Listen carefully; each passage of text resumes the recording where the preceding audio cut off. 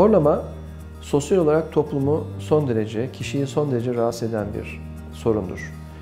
Horlayan insan çoğunlukla kendisinin horladığını farkına varmaz ama sosyal bir problem olmasının en önemli nedeni kendiyle beraber bulunduğu ortamda insanları rahatsız etmesi ve buradan duyulan sesle sosyal olarak onu izole etmesiyle karakteristiktir. Horlama yapan nedenler burun tıkanıklığı, boğaz tıkanıklığı yapan nedenlerdir. Horlatan organlar daha çok yumuşak damak, küçük dil bölgesidir.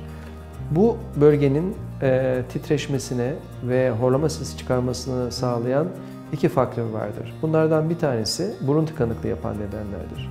Kişiler eğer burunları tıkalı oldukları zaman ağızlarının açık kalması söz konusu olduğu için iki nedenden dolayı hem çenelerinin geriye doğru kaçmasından dolayı dil kökleri arkaya doğru oturur.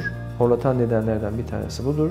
Özellikle burun tıkanıklığı yapan nedenler ağzının açık kalması mekanizmasıyla küçük dil ve yumuşak damağın titreşmesine neden olur ve bu bir horlama sesi çıkartır. İkinci problem de ağız açık kaldığı için alt çene geriye doğru kaçarak nefes alma zorluğuyla beraber horlama sesine katkı sağlar.